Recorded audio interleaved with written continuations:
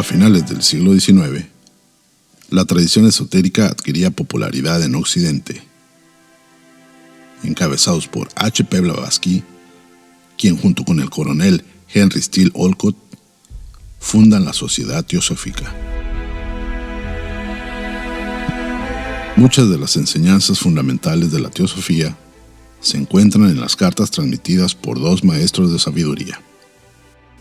Los Mahatmas son maestros de alto rango en la escuela de la vida. Son personas evolucionadas que han alcanzado un conocimiento directo y un dominio sobre las leyes del universo, evolucionando hacia una conciencia de su potencial espiritual y a otros planos del ser. Movidos por la compasión hacia toda la raza humana, los maestros estaban interesados en comunicar su conocimiento al mundo. Muchas de sus enseñanzas de contenido metafísico y filosófico se encuentran en la extraordinaria correspondencia de estas cartas enviadas por los maestros a Alfred P. Sinnett en 1883.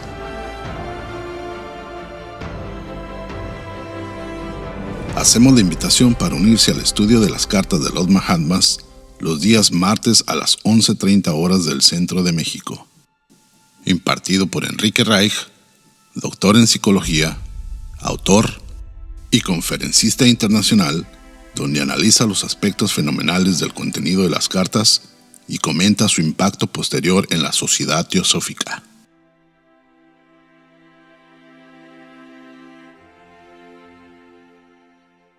Entonces arrancamos la continuación de la carta 14, hoy es 15 de noviembre, y sabemos que es una fecha especial porque es el onomástico del natalicio de Radha Burnier, entonces le vamos a dedicar un poco de tiempo también, muy poco, pero algo le vamos a dedicar a esta mujer irrepetible. Empezamos con la invocación de Radha.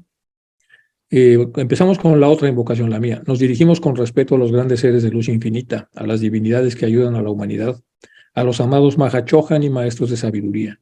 Pedimos su auxilio para comprender lo oculto. Permítanos trazar un puente que nos bendiga y nos facilite la inspiración apropiada. También nos dirigimos a nosotros mismos, a nuestros yoes superiores. Seamos como el estudiante fiel que nunca pone en duda a sus maestros, que siempre los ama con devoción al afecto, que siempre los admira y los respeta porque sabe que son el divino camino que a todos nos aguarda. La invocación de Radha hay una beatitud y un poder más allá de nosotros mismos, que viene en ayuda de aquellos que están preparados para recibirlo. Nos dirigimos respetuosamente hacia aquella beatitud, aquellas grandes fuentes de las cuales emanan incesantemente fortaleza e inspiración, hacia todos los que estamos resueltos a abandonar el yo personal para desarrollarnos, aprender y compartir fraternalmente y sin reservas. Bueno, esta es una expresión importante de Radha. Dice, todos hemos oído la expresión que dice, la fraternidad es un hecho de la naturaleza. Lo que nos da a entender que una relación natural es aquella en la que todos se sienten partes de una misma familia. Esa relación natural, comenta Radha, es algo que aún no hemos experimentado. Lo dice en una de sus obras. Y ahora un poco más sobre Radha, que hay diferentes momentos de la vida de Radha. Este es un pensamiento que le escribí. Radha Burnier, la hija del gran maestro, ya lo sabemos, de Sri Ram, la mujer artista, intelectual y solidaria. La hija que cualquiera quisiera haber tenido, inquieta, sobria, elegante, firme. Lograste dirigir sabiamente a la sociedad teosófica en tu tiempo. Gracias. Radha, te recuerdo desde el cristal de aquel automóvil que te llevaba día tras día de vuelta a tu casa en el campus de Adyar. Te recuerdo saludando con la cabeza mientras el auto bajaba a la velocidad frente al Leadbeater Chapel. Te vi muchas veces desaparecer en aquel auto que se perdía entre los árboles del campus. Te recuerdo con cariño a pesar de que el único contacto que tuvimos fuera a través de aquella ventana transparente, debido a que yo nunca me acerqué a conocerle. De aquel coche que pasaba siempre con los recuerdos que siempre te envié a través de tu sobrina Uma, que era la que controlaba y la que administraba el Leadbeater. Ahora sé lo mucho que valías. Solo me queda recordarte con gran estremecimiento y homenajearte en tu aniversario de tu nacimiento. Bueno, es un poco de homenaje a esta mujer tan importante. Y ahora nos vamos ya directamente a las cartas, si les parece. Vamos a ver las cartas con los detalles en los que nos quedamos la sesión pasada. recibí algunos comentarios diferentes respecto a lo que habíamos estado analizando en esta carta 14 compleja, porque nos quedamos a la mitad, y entonces puse algunas reflexiones adicionales para tratar de comprenderla mejor. Dice la pregunta-respuesta 7b, tal como en la raza descrita anteriormente, es decir, en cada planeta, incluido nuestra Tierra, el hombre tiene que recorrer 7 anillos a través de 7 razas, uno en cada una, y 7 ramificaciones multiplicadas por 7. Es decir, hay 7 razas raíz y 7 subrazas o ramificaciones. Nuestra doctrina considera a la antropología como un sueño absurdo y sin sentido por parte de fanáticos y la limita solamente a una de sus ramas, que es la etnología. Esta ya lo hemos revisado, pero vamos a verlo con más cuidado. La antropología, que se divide en arqueología y antropología cultural, la antropología cultural tiene una rama que se llama etnología y el maestro dice que es la única parte que ellos respetan de lo que se conoce como antropología en los años 1882-83. ¿Por qué razón? Pues porque la antropología de tipo arqueológico pues está basada solamente en los restos que se encuentran y a partir de ahí se generan una serie de especulaciones sobre la historia del hombre, por eso es que ellos de alguna manera hacen este comentario. Es posible que mi nomenclatura, la manera como yo hablo de los diferentes temas, bueno, aquí están las explicaciones. En antropología contemporánea, el folclore es el conjunto de creencias y costumbres y elementos del mundo tradicional de un pueblo. A eso se le llama folclore, conjunto de creencias, costumbres y elementos del mundo tradicional.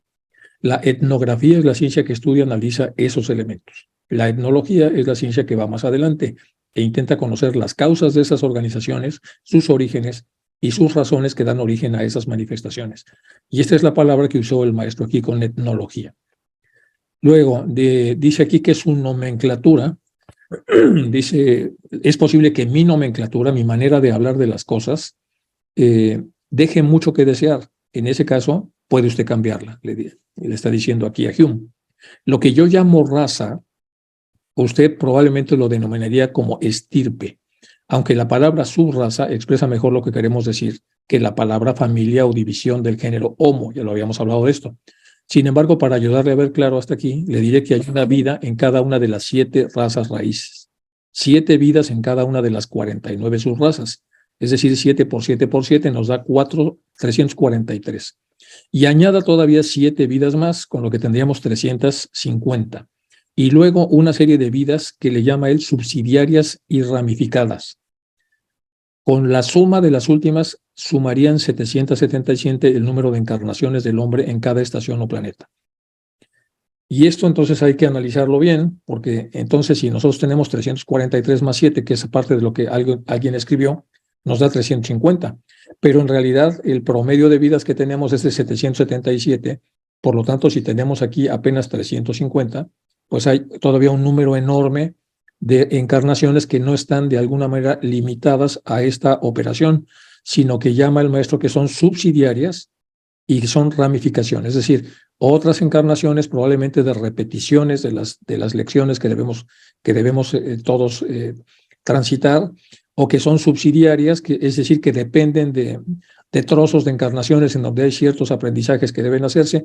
Total que en realidad esta fórmula, que sería la fórmula ideal, si todas las encarnaciones fueran de alguna manera perfectas, en realidad tiene una serie de encarnaciones subsidiarias y ramificaciones. Por eso lo puse en recuadro. Vamos ahora con lo de raza. Es un término que usa para describir a un grupo de personas que comparten características físicas como el color de la piel o los rasgos faciales. Quizá también compartan identidades sociales o culturales y orígenes ancestrales similares. A todo eso se le llama antropológicamente raza. El género se refiere a los conceptos sociales de las funciones, comportamientos, actividades y atributos que cada sociedad considera apropiados para hombres y para mujeres. A eso se le llama género.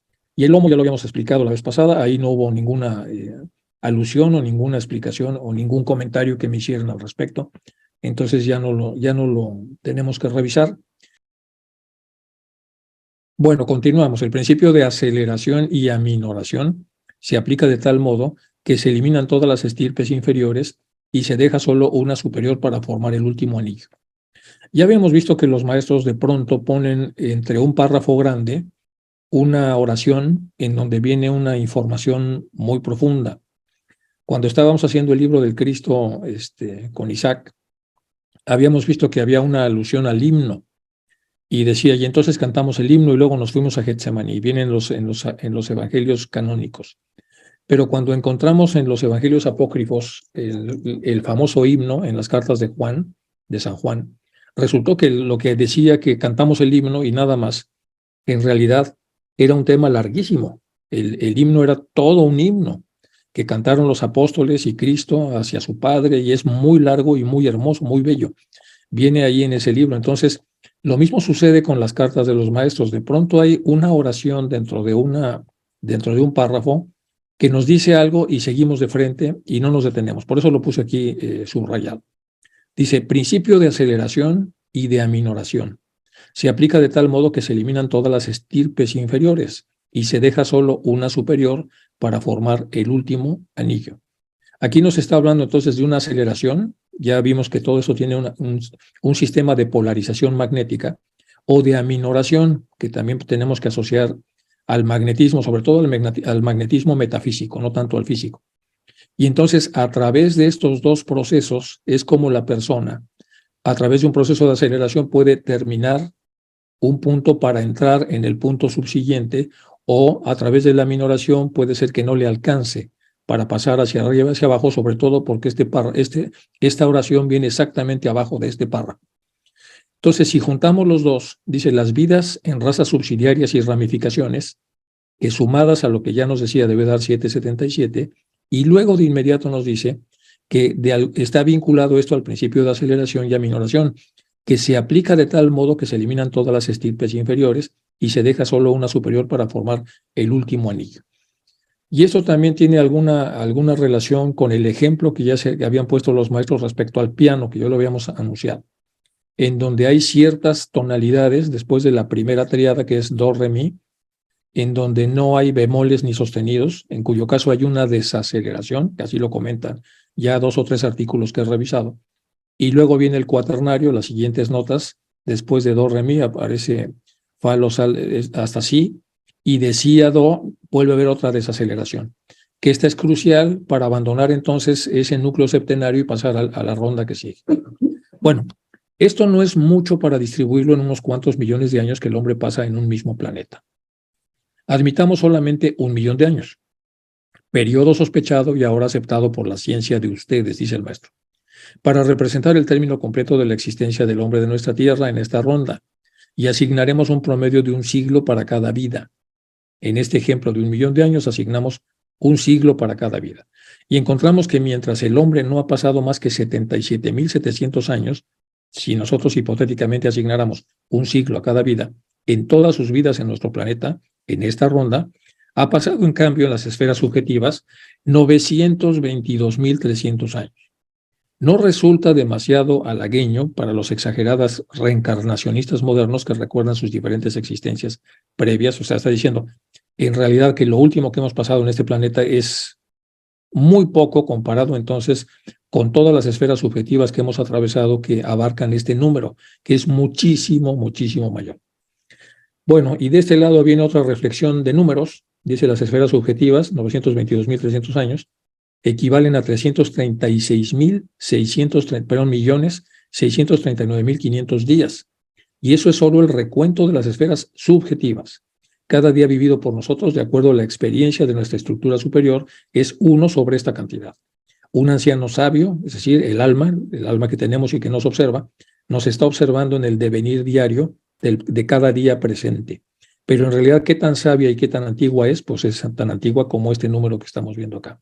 Esa es la edad, de alguna manera, del alma. Entonces, en esta serie de párrafos de la carta hay cosas muy interesantes que merece la pena que revisemos desde el punto de vista de números.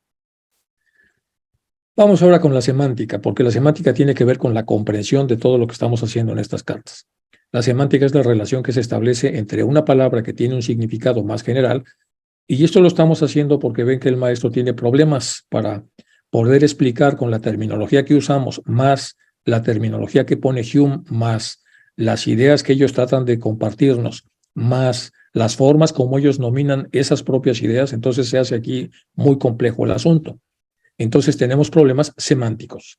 ¿Qué es el problema semántico? Es la relación que establece una palabra que tiene un significado más general, y el significado general de las cosas se le llama hiperónimo.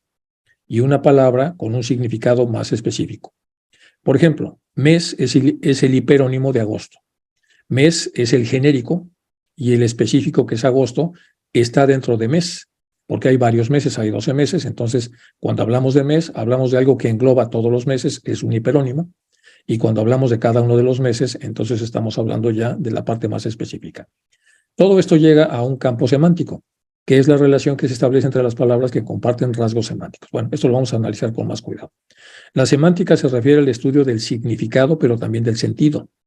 Es decir, el sentido, estamos entrando en la heurística, que es la técnica de investigación o descubrimiento que seguimos los seres humanos para tratar de comprender las cosas que se nos ponen enfrente. A eso se le llama heurística. Entonces, primero vemos el significado y luego le damos un sentido, es decir, una interpretación. ¿Cómo lo hacemos? Investigando y descubriendo, aplicándolo a nuestra historia, aplicando lo que conocemos, aplicado a nuestro idioma, y después de todas esas aplicaciones empieza esto a tener un sentido. O de interpretación de signos lingüísticos como símbolos, palabras, expresiones, representaciones formales. Y aquí hay otra aclaración que hay que hacer. El lenguaje formal es un lenguaje cuyos símbolos son primitivos. Cuando ellos hablan de la formalidad en el lenguaje, se está hablando de símbolos primitivos y las reglas para unir esos símbolos están formalmente especificadas. Al conjunto de símbolos primitivos se le llama en cualquier idioma alfabeto. A un vocabulario del lenguaje y al conjunto de las reglas se le llama gramática, es decir, las reglas como deben ser expresadas las cosas, con las cuales vamos a explicar las cosas que vemos. Se admite algún tipo de correspondencia con situaciones o conjuntos de cosas que se encuentran en el mundo físico abstracto. Entonces, hay ciertas correspondencias desde el punto de vista semántico con cosas del mundo abstracto, que puede ser descrito por dicho medio de expresión. La semántica lingüística trata de la codificación y decodificación de esos contenidos, sobre todo de los abstractos. Estudia la estructura, que son todos los conceptos coherentes enlazados cuyo objetivo es precisar la esencia del objeto de estudio. Acabamos de hablar antes de la charla de lo importante que es meterse un poco en la educación de los niños para que puedan formar una mentalidad apropiada o por lo menos una mentalidad más acercada a la naturaleza. Tiene que ver entonces con estos conceptos coherentes que puedan entrelazarse con la vida de ellos. De las formas léxicas, la estructura de las expresiones y su relación con referentes, así como los mecanismos mentales por los cuales los individuos atribuyen los significados que queremos que ellos obtengan de acuerdo a las charlas y de acuerdo a las cosas que nosotros compartimos con ellos. Bueno, aquí está uno de los grandes problemas que tienen los maestros para expresar lo que tienen que expresar cuando empiezan a encontrar que hay problemas lingüísticos. Y regresamos a la carta, por eso está repitiendo varias veces. Es posible que en mi nomenclatura, es decir, los conceptos que yo utilizo para explicarle lo que quiero explicar, deja mucho que desear. Y luego hace más otras referencias también a las enormes limitaciones que hay para poder expresar con los idiomas europeos lo que ellos quieren enseñar. Pero aquí hay una de tantas alusiones a este respecto. Bueno, y luego la convención o acuerdo de significados. El maestro KH dice, es posible que mi nomenclatura, y aquí viene la explicación, nomenclatura es una lista de nombres de personas o cosas. En biología la nomenclatura es una subdisciplina de la taxonomía que se encarga de regular los nombres de los taxones. Es el trabajo enorme que hizo Darwin en su viaje alrededor del mundo. Dice, ¿qué son los taxones? Son grupos de organismos emparentados que en una clasificación dada han sido agrupados, asignándoles a dicho grupo un nombre en latín o una descripción, o una especie y un tipo. Es decir, los taxones es cuando encontramos a un grupo de animales que tienen algo de similaridad y le ponemos un nombre. La taxonomía es cuando tenemos todos esos nombres organizados para suponer que hay alguna vinculación entre cada uno de los taxones. Y todo eso tiene que ver con la definición de nomenclatura. Entonces, cuando estamos hablando, según las palabras que utilizamos, hacemos referencia a ciertos taxones. Y aquí tienen otro problema los maestros cuando están comunicándose con un experto en biología, que en este caso es Hume. Incluso con ese experto hay problemas. Puede ser que mi nomenclatura deje mucho que desear. En ese caso, usted puede cambiarlo. Porque lo que yo llamo raza, que es un hiperónimo, usted lo denominará a lo mejor con el término estirpe, que es un específico. Y ahí tenemos un problema, porque yo estoy hablando de un hiperónimo y usted está hablando de algo específico. Aunque la palabra subraza, que es específica, por ejemplo, agosto, se expresa mejor lo que queremos decir que la palabra familia, que es hiperónimo, porque la familia es un hiperónimo de varios de los miembros de la familia o división del género Homo. Bueno, esta es una pequeña aclaración para que veamos la enorme complejidad a veces que tiene la forma que los maestros eligen para poder explicar las cosas que quieren explicar. Vamos con la aceleración y desaceleración. La alegoría que se usa muchísimo es una figura literaria o retórica que representa un concepto o idea por medio de imágenes metafóricas, que es una realidad expresada por medios diferentes, que esa es la metáfora. Y aquí tenemos la famosa octava, entonces tenemos la tríada de aceleración. La tríada de aceleración viene desde el último si hasta el siguiente do, que es el do segundo. Luego hay una desaceleración.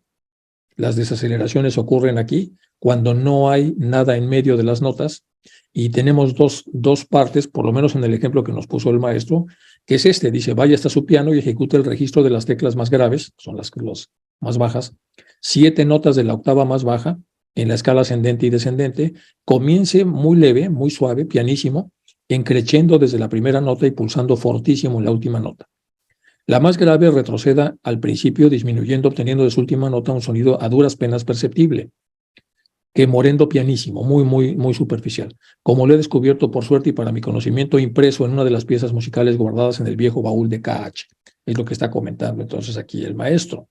Entonces, con esto nos está dando una idea exactamente de lo que estaba comentando aquí. El principio de aceleración y aminoración se aplica de tal modo que se eliminan todas las estirpes inferiores. Y después nos está hablando de las estirpes, en cuyo caso entonces, si no tenemos aparentemente la suficiente aceleración al ir pasando por esta naturaleza septenaria para llegar al círculo subsiguiente, entonces nos veremos, esa es mi interpretación romántica, nos veremos otra vez encadenados a la repetición de este curso. Esto ya lo habíamos comentado cuando observamos este modelo, el modelo de los círculos, estos que están acá. Entonces, ¿se acuerdan ustedes que ya entendemos el ciclo de necesidad? La gestación del hombre en nuestro sistema solar se compone de 13 globos, estaba explicando, y luego entonces haciendo los cálculos a través de los cuales cuando termina entonces esto, el número no es totalmente exacto, hay 7 globos objetivos y 7 subjetivos. Ahora por primera vez se me ha autorizado a darle el número exacto, dice el maestro, los mundos de las causas y los mundos de los efectos, es decir, los objetivos se refiere como mundos de las causas y los efectos que tiene cada uno de estos submundos tiene que ver con el de los efectos. Pero no se moleste usted haciendo cálculos ni siquiera sobre esta base correcta porque solo se llenará de confusión, teniendo en cuenta las infinitas ramificaciones de nuestro número 7, que es uno de nuestros mayores misterios. En estas ramificaciones del número 7 es donde se explican las más de 400 encarnaciones necesarias para llegar al número ideal que los maestros están comentando, que es el 777. Bueno, ese es nuestro mayor misterios. Al estar tan íntimamente relacionado y ser interdependiente con los 7 principios de la naturaleza y del hombre. Esta cifra es lo único que se me ha permitido, por ahora, proporcionar. Lo que puedo revelar ya lo hago en una carta que estoy terminando. Bueno, aquí está lo que ya habíamos visto. Esto ya se vio con cierto detalle.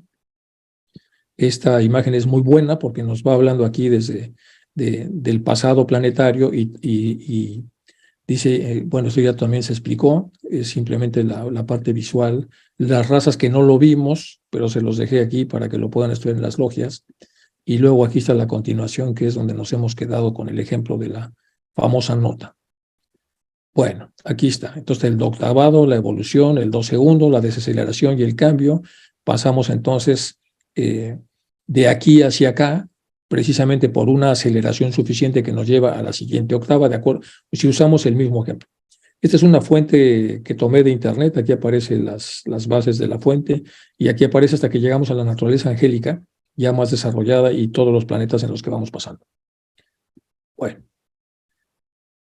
Luego seguimos con la vida, el plano átmico, el plano de Atman, también llevado nirvánico, el quinto plano, el más elevado aspecto humano, en donde Dios está en nuestro interior. Bueno.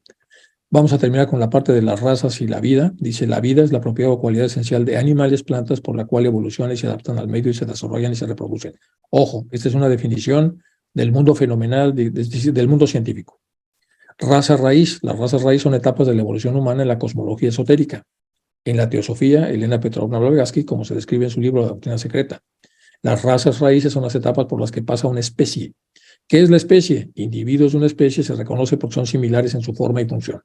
Todos los seres humanos somos similares en nuestra forma, nuestra constitución y conformación, y en las funciones que hacemos, por ejemplo, lenguaje articulado, pensamiento lógico, etcétera, todo eso se considera una especie. Entonces, las razas raíces son las etapas por las que pasa una especie a lo largo de su historia.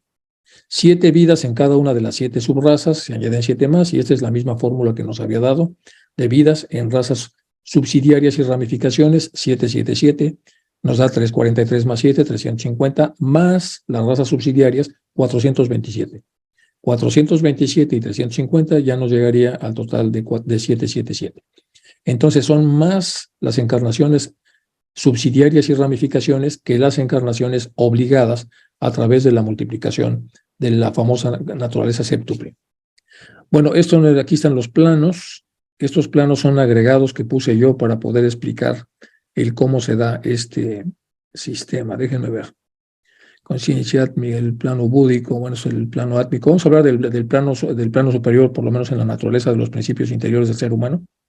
Tenemos el plano átmico, llamado también nirvánico, es el quinto plano, el más elevado aspecto humano, que lleva a la idea de que Dios está en nuestro interior. El plano de existencia pura, de poderes divinos en su más plena manifestación, en su quíntuple universo. La conciencia átmica o nirvánica, la correspondiente a la vida del quinto plano, es la conciencia alcanzada por numerosos seres encumbrados, entre los cuales figuran aquellos primeros frutos de la humanidad, que se han completado ya el ciclo de la evolución humana y a quienes se da el nombre de maestros, mahatmas, jivamuktas, almas liberadas, que continúan unidas con sus cuerpos físicos a fin de ayudar al progreso de la humanidad, es decir, son bodhisattvas. Estos elevados seres han resuelto en sí mismo el problema de unir la esencia de la individualidad con la ausencia de la separatividad y viven como inteligencias inmortales perfectas en sabiduría, en poderes y en bienaventuranza. Esto es de Anibesan en sabiduría antigua. La evolución de los planos búdico y átmico corresponden a un periodo futuro de nuestra raza, pero que aquellos que eligen la espinosa y ardua senda de más rápido progreso pueden recorrer anticipadamente dichos periodos finales de evolución, siguiendo el sendero de la iniciación. La sesión pasada hablábamos de si se podía hacer más expedita o no el desarrollo, y aunque ya habíamos visto que Krishnamurti en una entrevista dice que sí, más que buscar la entrevista, entonces puse esto que viene en Sabiduría Antigua de Anibesan, donde está hablando, sí, que este progreso puede hacerse más expedito. Cuando dice que los que eligen la espinosa y ardua senda de más rápido progreso pueden recorrer anticipadamente dichos periodos finales de evolución siguiendo el sendero de la iniciación. Con esto entonces se hace mucho más expedito, es decir, sí se puede hacer más rápido el desarrollo. Esto es para contestar a aquello que se prestó a debate en la última charla. Y por debajo de este plano, que es el plano búdico, es el cuarto plano del universo, en él hay todavía una dualidad, pero no separación. Y este es un concepto interesante. Y también es de Anibesan. Entonces, cuando llegamos al plano búdico, todavía hay dualidad, pero no hay separación. Es un estado en el que cada uno es él mismo, con una claridad y una intensidad viva e inaccesible en los planos inferiores, pero que a pesar de esto, cada uno se siente incluir en todos los demás y ser uno con todo. Bueno, esto es para aclarar algunas dudas que habían surgido. Aquí están las razas chayas, eso sí no me lo voy a brincar, y las otras razas, para que nosotros podamos estudiarlo ya en calma, una vez que vean ustedes este slide, ya en las logias. Aquí está otra vez la diferencia entre raza y etnia, que son las características culturales compartidas. Y aquí viene más explicación sobre el mismo tema con el concepto de Brahma, el creador, el Prajapati por ser la síntesis de los señores de la existencia. Bueno, vamos a pasarnos entonces el número de progenitores, etcétera, y lo que está en los Kumaras. Bien, continuamos.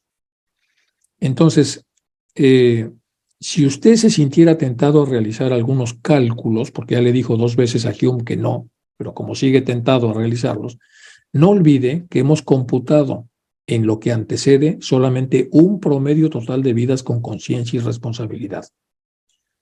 Entonces le hace esta advertencia. No olvide que solamente hemos propuesto un promedio de vidas con conciencia y responsabilidad, cuando hablan otra vez del 777.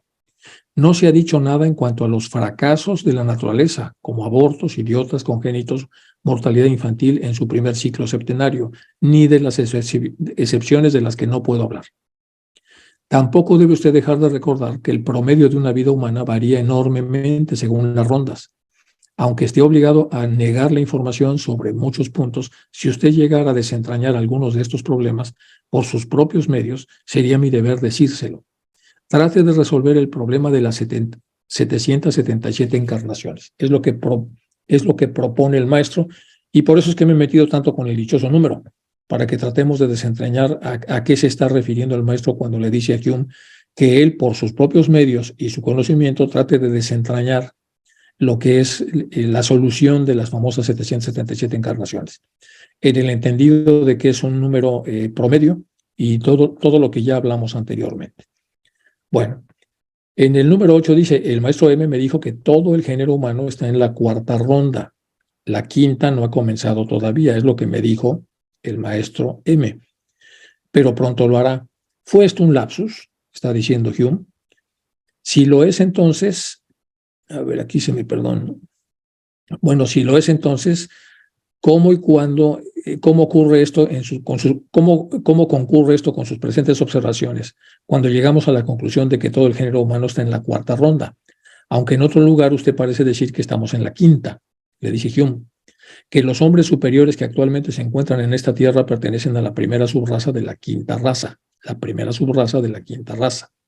La mayoría a la séptima subraza, son restos de las otras subrazas de la cuarta raza y la séptima subraza de la tercera raza. Le rogamos nos aclare estos datos.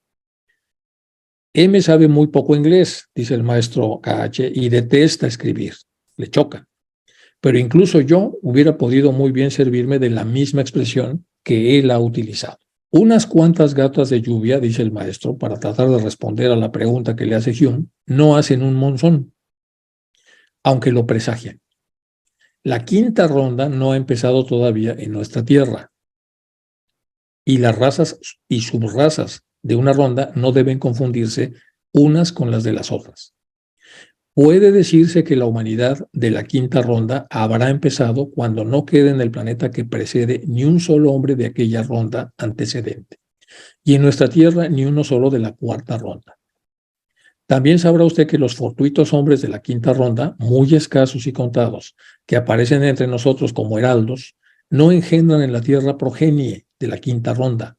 Platón y Confucio fueron hombres de la quinta ronda, y nuestro Señor fue un hombre de la sexta. Del misterio de su avatar hablaré en mi próxima carta. Y ni siquiera el hijo de Gautama Buda fue otra cosa más que un hombre de la cuarta ronda. Con lo cual, entonces, aquí le contesta el maestro a lo que está preguntando Hume aquí, porque estaba confundido. Dice, por fin, estamos en la cuarta, estamos en la quinta, esto fue un lapsus, una equivocación de ustedes. Si lo es, ¿por qué M entonces se equivocó o dijo las cosas de esta forma? Les rogamos que nos aclare lo que dice y aquí lo está aclarando. Voy a leer otra vez porque es una aclaración muy importante. Dice, primero que unas cuantas gotas, una golondrina no hace verano, unas cuantas gotas de lluvia no hacen un monzón, pero lo presagia. ¿Qué quiere decir esta expresión? Que el hecho de que haya unos cuantos de la quinta ronda no quiere decir que ya estemos en la quinta ronda. El hecho de que haya unas cuantas gotas de lluvia no quiere decir que venga un monzón, que el monzón sería el gran cambio. Para poner el ejemplo en términos hindúes. La quinta ronda no ha empezado, es decir, el monzón no ha llegado todavía a nuestra tierra. Y las razas y subrazas de una ronda, por favor, no se confundan con las de otra ronda. Hay que separar perfectamente bien unas cosas de otras, que es algo que él ya había explicado. Puede decirse que la humanidad de la quinta ronda, de la que se está hablando, habrá empezado, o sea, la verdadera quinta ronda habrá empezado cuando no quede en el planeta precedente ni un solo hombre de aquella ronda, y en nuestra tierra ni uno solo de la cuarta. También sabrá usted que los fortuitos hombres de la quinta ronda, muy escasos y contados, que aparecen entre nosotros, como heraldos, no engendrarán en la tierra progenie de la quinta ronda. Platón y Confucio fueron hombres de la quinta ronda, y nuestro Señor fue un hombre de la sexta. Del misterio de su avatar hablaré en mi próxima carta. Aquí nuestro Señor está hablando de Buda. Y ni siquiera el hijo de Gautama Buda fue otra cosa más que un hombre de la cuarta ronda. Entonces aquí queda perfectamente contestada la duda que tenía Hume. Nuestros términos místicos, en su tosca transliteración del sánscrito al inglés, vean lo que dice, en su tosca transliteración del sánscrito al inglés, resultan tan confusos para nosotros como para ustedes. Entonces, ellos tienen términos místicos, están escritos en sánscrito, que es un idioma prácticamente perfecto, y luego hay que transliterarlos al idioma inglés, que es un idioma muy práctico, y entonces al transliterarlo resultan explicaciones bastante confusas, porque no encajan bien. Y quedan confusas para el que lo explica y para el que lo entiende, especialmente para el maestro M, a menos que al escribirle uno de nosotros no tome su pluma de adepto y la usa en calidad tal que desde la primera pluma, última palabra, estamos tan expuestos a tener lapsus como cualquier otro hombre.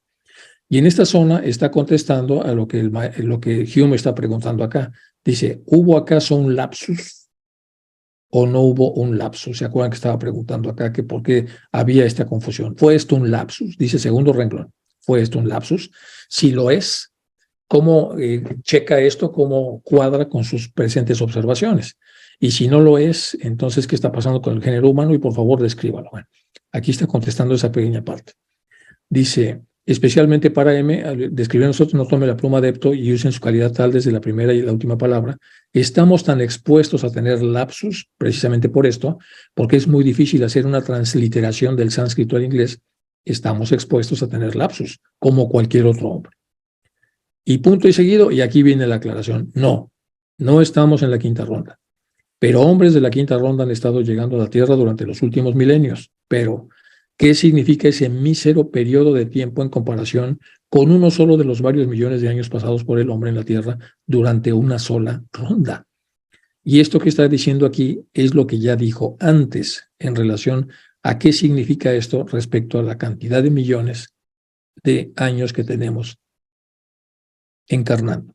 No resulta demasiado halagueño, dice aquí, para los exagerados reencarnacionistas modernos que recuerdan sus diferentes existencias previas, cuando se está hablando entonces, está haciendo una regla de 3 simplemente para que imaginemos lo poco que podemos bucear en nuestro pasado y que no tomamos en cuenta las enormes cantidades de tiempo que están detrás de nosotros.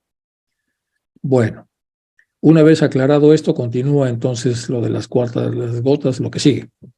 Le ruego que con todo cuidado examine unos cuantos detalles adicionales que le doy en las últimas páginas sueltas. Damodar, ¿se acuerdan quién es Damodar? Malabacar, ha recibido órdenes de enviarle una de las cartas de Terry, un buen material para el folleto de los fragmentos de la verdad oculta.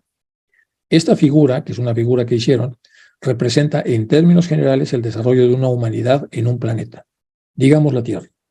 El hombre evoluciona en 7 razas mayores o razas raíz, en 49 razas menores y en las razas secundarias o subordinadas de las cuales ya nos han hablado.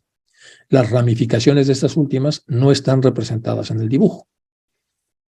La flecha indica la dirección seguida por el impulso evolutivo. Por lo tanto, tiene números romanos 1, 2, 3, 4, etc.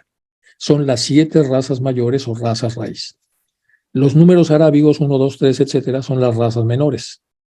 Las letras minúsculas son las razas secundarias o ramificaciones. La N mayúscula, el punto inicial y terminal de la evolución de cada planeta. S es el punto axial donde se desarrolló o se equilibra o se ajusta cada evolución de la raza. E son los puntos ecuatoriales donde en el arco descendente el intelecto deja atrás la espiritualidad y en el arco ascendente la espiritualidad vence al intelecto que ha tomado vuelo a la hora de bajar a los mundos inferiores y que regresa otra vez en el arco ascendente. NB es lo que antecede y que está descrito de la mano de Damodar y el resto de la mano es de KH. Bueno, postdata, con la prisa, Damodar hizo que el dibujo algo inclinado fuera la perpendicular, pero servirá como apunte imperfecto. Lo dibujó para representar la evolución de un solo planeta, pero yo he añadido una palabra o dos para que también pueda aplicarse, y así es, a una cadena entera mampantárica de mundos que no sean necesariamente asociados a un solo planeta. Bueno, aquí lo que está haciendo el maestro es dar las indicaciones de que va a venir un pequeño dibujo para tratar de hacer un bosquejo en donde podamos entender cuáles son las situaciones tanto del arco descendente como ascendente, y para eso tiene varias nominaciones que debemos tomar en cuenta. Y estas nominaciones dice, vamos a repetir, el desarrollo de una humanidad en un planeta. Digamos la Tierra, pero puede ser cualquiera. El hombre evoluciona en 7 razas mayores o razas raíz, ya lo dijimos, aquí hay un número 7, luego en 49, 7 por 7, razas menores, y las razas secundarias y subordinadas, las ramificaciones de estas últimas no están representadas en el dibujo. Aquí no están las ramificaciones, no están representadas. La flecha que vamos a ver indica la dirección seguida por el impulso evolutivo del cual ya hablamos. Los números romanos son las 7 razas mayores o razas raíz, quiere decir que solamente va de 7. Los números arábigos son las razas menores. Las letras minúsculas son las razas secundarias o ramificaciones, y luego está el punto inicial, el punto axial, donde se desarrolla o equilibra o ajusta la evolución de la raza, y luego los puntos ecuatoriales, donde el arco descendente del intelecto deja atrás la espiritualidad al irse densificando, y luego en el arco ascendente la espiritualidad vence al intelecto porque al ir ascendiendo regresa otra vez a su naturaleza espiritual. Bueno, y luego algunos ajustes que se hicieron a ese respecto. Vamos a ver la figura, es esta. La figura original es esta. Aquí le ponen entonces el arco descendente, está bajando. Aquí viene la zona ecuatorial de este círculo. Aquí aparecen los números romanos con las razas raíz. Entonces tenemos la 1, la 2, la 3, la 4 en el planeta Tierra, la quinta, la sexta y la séptima. Y luego aparecen en los números arábigos. Acuérdense lo que está diciendo acá para que podamos verlo. Dice, con los números arábigos aparecen, estas figuras entonces aparecen representadas con un montón de detalles adicionales. Dicen, esta figura están los números arábigos, son las razas menores, y luego las letras son las razas secundarias o ramificaciones. Nos regresamos entonces, aquí aparecen las razas menores, están en número de 7, y luego aparece el arco ascendente, y en la zona ecuatorial que divide estas razas es cuando el intelecto cede su lugar otra vez a la conciencia espiritual, y en el arco descendente cuando la conciencia espiritual cede su lugar al intelecto. Y luego aparece un eje que, según comenta el maestro, ha quedado ligeramente girado en cuanto a grados, pero que él trató de hacerle alguna serie de ajustes a ese respecto. Y luego aquí puse yo, pues según los dibujos que estaban, cómo viene la parte descendente, esta zona que es complicada, y luego en esta zona de cambio, que es la zona más baja, no es la más baja, pero pues estamos ahí apenitas saliendo de ese tema, y entonces cómo empieza otra vez el arco ascendente hasta terminar completamente la circunferencia. Y aquí están las notas suplementarias. Cada vez que una pregunta sobre la evolución o sobre el desarrollo en cualquier reino se presente ante usted, tenga siempre presente que todo está sometido a una regla septenaria de series con sus correspondencias y su mutua relación con todas las partes de la naturaleza. Es decir, va a haber un arco ascendente, va a estar dividido en 7 números romanos, refiriendo a las razas raíz, pero estas a su vez se van a subdividir en números arábigos, que son también el número de 7, y se van a dividir también en una serie de letras que tienen que ver con minúsculas y también con mayúsculas, y entonces de una u otra manera este dibujo trata de explicar alegóricamente lo que están tratando de explicar los maestros. En la evolución del hombre existe un punto más alto, el punto más bajo, un arco descendente y un arco ascendente. O sea, hay un punto más alto y un punto más bajo, un arco descendente y un arco ascendente. Como es el espíritu el que se transforma en materia, y no es la materia la que asciende, pero la materia la que se convierte una vez más en espíritu. Aquí hace otra aclaración muy importante. Es el espíritu, la energía con conciencia, la que al descender se transforma en materia, se materializa, se densifica. Y no es la materia la que asciende. Pero esto en lo que se ha convertido el espíritu y que se ha materializado es la que se convierte nuevamente en espíritu, una vez que pierde su actividad intelectual para regresar otra vez a la conciencia espiritual. Es evidente que la primera evolución de la raza del planeta y la última, al igual que en cada ronda, debe ser mucho más etérea y mucho más espiritual. La cuarta raza, o la del nivel más inferior, tendrá que ser mucho más física, progresivamente en cada ronda, desde luego, y al mismo tiempo, como la inteligencia física es la manifestación velada de la inteligencia espiritual, cada raza evoluciona en el arco descendente debe ser físicamente más inteligente que su predecesora. Y cada una en el arco ascendente debe tener una forma más refinada de mentalidad, mezclada más con intuición espiritual y menos con razonamiento lógico simbólico o lógico lineal. Eso es entonces lo que entendemos de lo que está explicando el maestro y que queda explicado en este círculo. La primera raza o estirpe que él había puesto, incluso en la definición que él hace de estirpe, la hace pues, para poder explicar a qué se refiere esto, y que dice incluso que se utiliza más en los apellidos nobiliarios, pero que en realidad la estirpe es aquella línea que considera a los antecedentes y a toda la secuencia que viene en una familia desde atrás y que tiene su última manifestación en los últimos encarnados, los bebés o la generación que le toca llevar detrás de sí misma toda la parte de los antecedentes hereditarios. Eso se llama estirpe. Entonces, la primera raza o estirpe de la primera ronda, que son sus antepasados, después de un Manvantara solar, sería pues una raza de hombres dioses, de una configuración casi impalpable.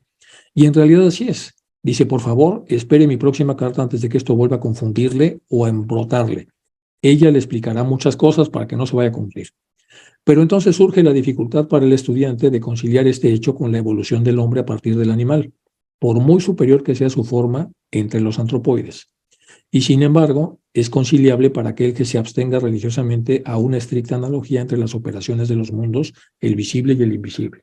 Ojo, y sin embargo, pero puede ser muy conciliable para el estudiante que se atenga religiosamente, o sea, que se atenga a analogía entre las operaciones de los dos mundos, el visible y invisible.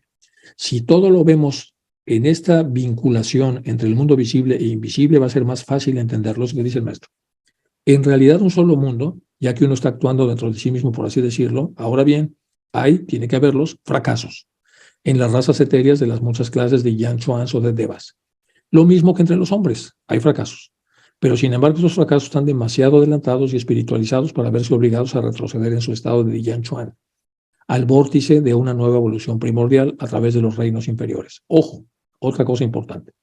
Pero sin embargo, aunque existan fracasos, están demasiado adelantados y espiritualizados como para que el fracaso los obligue a retroceder de sus estados de Diyan Chuans o arcángeles al vórtice de una nueva evolución primordial, es decir, que se vayan hacia atrás, a través de los reinos inferiores. Eso no pasa. Simplemente es un fracaso que deja al ser evolucionado en la porción más inferior de ese nivel que tiene ya de ser evolucionado.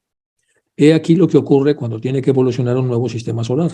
Estos Yan Chuans, recuerde la alegoría hindú de los devas caídos, arrojados por Shiva, y quienes para Abraham considera como un estado intermedio donde ellos pueden prepararse mediante una serie de renacimientos en esa nueva esfera para un estado superior o una nueva regeneración. Es una especie de regeneración para los que no han podido tener la aceleración necesaria o el desarrollo necesario y pasar al siguiente punto.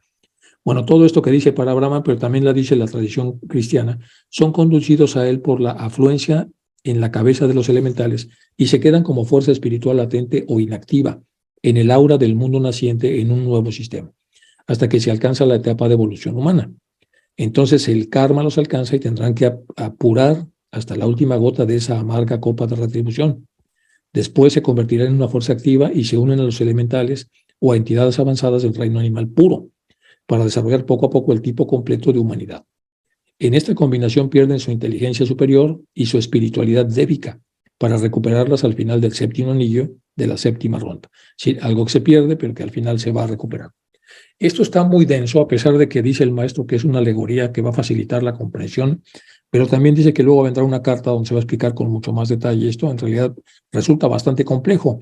Y el esquema que está poniendo acá, pues más o menos nos da una idea, pero todavía esto hay que leerlo con mucho cuidado para poder tener entonces como más idea de cómo el esquema puede resolvernos la idea entonces de lo que pasa tanto en el arco descendente como en el ascendente, qué se recupera y qué se pierde, cuáles son los eslabones en donde estamos, etcétera, etcétera. Todos esos elementos entonces que ya están explicados en este sistema que nos está dando, a veces no son suficientes para que podamos entonces tener una comprensión suficientemente profunda de lo que tratan de explicarnos. Bueno, de manera que tenemos entonces una primera ronda, un ser etéreo, el que recién empieza, no inteligente, pero súper espiritual. En cada una de las subsiguientes razas o subrazas y razas menores de evolución, este ser se desarrolla cada vez más en un ser delimitado o encarnado, pero todavía preponderantemente etérico. Y del mismo modo que el animal y el vegetal, él desarrolla cuerpos monstruosos en correspondencia con la tosquedad de los medios ambientes en los que les toca interactuar. Bueno, entonces tenemos aquí una primera explicación que reduce todo esto. En la primera ronda hay un ser etéreo, que no es inteligente, pero está súper espiritualizado, es totalmente etéreo. En cada una de las siguientes razas o subrazas y razas menores de evolución, este ser se desarrolla cada vez más en un ser delimitado y encarnado. O sea, es mucho más limitado, tiene más delimitaciones, tiene menos poderes y encima está más densificado, está sometido a los procesos de densificación de la carne, pero todavía preponderantemente sigue siendo etéreo, no pierde su etericidad. Y del mismo modo que el animal y el vegetal, él desarrolla cuerpos monstruosos en correspondencia con la tosquedad del medio ambiente al que le toca entrar. La segunda ronda todavía es gigantesco y etéreo, pero con un desarrollo corporal más sólido y más condensado. Un hombre más físico, pero todavía menos inteligente que el espiritual, porque la mente es una evolución más lenta y más difícil que la estructura física y no se desarrollará tan rápidamente como el cuerpo. Tercera ronda. Ahora tiene un cuerpo perfectamente concreto y compacto, al principio revestido de la forma de un simio gigante y más inteligente o más bien astuto que espiritual, porque en el arco descendente ya ha alcanzado el punto en el que su espiritualidad primordial queda eclipsada y oscurecida por la naciente mentalidad. La mente eclipsa entonces a la conciencia espiritual. En la última mitad de esa tercera ronda, su estructura gigantesca se reduce a un cuerpo que mejora en contextura. Tal vez microscópico podría ayudar a demostrar esto. Se convierte en un ser más racional, aunque todavía más simio que hombre deva. La cuarta ronda, el intelecto tiene un enorme desarrollo en esta ronda. Las razas mudas adquieren nuestro lenguaje humano en nuestro globo, en el cual a partir de la cuarta raza el lenguaje se perfecciona y aumenta el conocimiento de las cosas físicas, porque permite la nominación. En este punto, la mitad del camino de la cuarta ronda de la humanidad cruza el punto axial del ciclo menor del Manvantara. En el círculo que hizo Malabar aparece entonces justo en la parte central. Además, en el punto medio de cada evolución mayor o raza raíz de cada ronda, el hombre cruza el ecuador a su paso de ese planeta, y la misma regla se aplica al conjunto de la evolución, o sea, a las 7 rondas del Manvantara menor. 7 rondas entre 2, divididos entre 31 sobre 2. En este punto, pues, el mundo rebosa de los resultados de la actividad intelectual, con la decadencia de la espiritualidad, que es más o menos donde estamos, un poquito salidos de ahí, pero por ahí andamos. En la primera mitad de la cuarta raza nacieron las ciencias, las artes, literatura, filosofía, y se eclipsaron en una nación y renacieron en otra, girando en círculos septenarios la civilización y el desarrollo intelectual, igual que todo el resto, mientras que no es hasta la última mitad en la que el ego espiritual empieza su verdadera lucha con el cuerpo y la mente para manifestar sus poderes trascendentes. ¿Quién ayudará a la gigantesca batalla que se avecina? ¿Quién? Dichoso el hombre que tienda una mano generosa para tratar de recuperar entonces la esencia espiritual una vez que hemos caído en el fondo del poder intelectual. La quinta ronda continúa el mismo desarrollo relativo a la misma lucha, la sexta ronda, séptima. De estas últimas no es necesario hablar, dice el maestro. Y con eso se acaba la famosa carta 14. Yo voy a hacer de todos modos una segunda síntesis del esquema en la siguiente clase. Y vamos después a empezar obviamente con la carta quinta, que dice cosas muy interesantes, pero probablemente antes de entrar en esto, para ir ya a los otros modelos que explica el maestro, como son las matruscas y los conglomerados atómicos y todo lo demás, tenemos que dejar muchísimo más claro el tema de las razas que se estaban ahí explicando. Bueno, esto viene entonces para después, que es lo que va a corresponder a la carta número 15. La siguiente sesión, entonces vamos a tener un repaso de lo que sucede con este esquema de Damodar, y lo vamos a hacer después de que ya hayamos expresado esto, lo vamos a hacer con más cuidado, con más detalle para entenderlo mejor, y entonces de inmediato nos pasamos ya a la carta número 15. Bueno, pues voy a dejar de compartir por si tiene alguno de ustedes alguna duda, pregunta, comentario, observación o lo que fuere, y entonces para la siguiente sesión hacemos un repaso de la última parte de la carta y arrancamos inmediatamente después ya con lo que sigue, que sería la carta 15 de los maestros, de acuerdo a la subdivisión que hizo Barker.